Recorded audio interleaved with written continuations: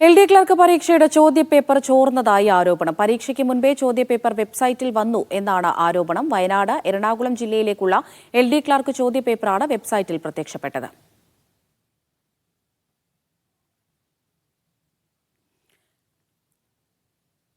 കഴിഞ്ഞ ദിവസമുണ്ടായ LD clerk പരീക്ഷയുടെ ചോദ്യപേപ്പർ ചോർന്നതായാണ് വരുന്ന ആരോപണം. പരീക്ഷയ്ക്ക് മുൻപേ ചോദ്യപേപ്പർ വെബ്സൈറ്റിൽ വന്നു എന്നാണ് പറയുന്നത്. RB സനൂപ് വിവരങ്ങൾ നൽകാനായി ചേരുന്നുണ്ട്. സനൂപ്, ഈ ചോദ്യപേപ്പർ ചോർച്ചയുമായി ബന്ധപ്പെട്ട് എന്താണ് PSCയുടെ വിശദീകരണം? അമൃത, വയനാട്, എറണാകുളം ജില്ലകളിലേക്ക് നടന്ന LD ക്ലർക്ക് പരീക്ഷയുടെ ചോദ്യക്കടലാസാണ് വെബ്സൈറ്റിൽ ഈ പരീക്ഷ നടക്കുന്നതിന് ഒരു ദിവസം മുമ്പേ തന്നെ അപ്ലോഡ് ചെയ്തതായിട്ട് ഗൂഗിൾ അറിയിക്കുന്നത്.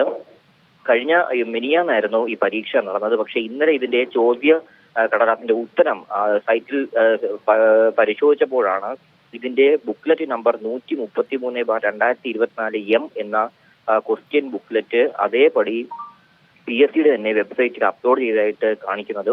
1 day ബിഫോർ, ഒരു ദിവസം മുമ്പ് അപ്ലോഡ് ചെയ്തു എന്നാണ് ഇതിൽ കാണിക്കുന്നത്.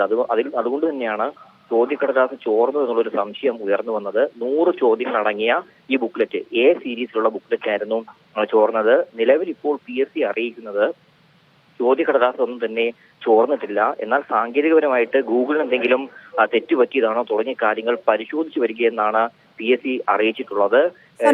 ഈ 2 ജില്ലകളിലേക്കുള്ള ചോദ്യപേപ്പർ മാത്രമാണോ ചോർന്നിരിക്കുന്നത്? അത്തരത്തിലുള്ള വിവരങ്ങൾ ആണോ ലഭിക്കുന്നത്?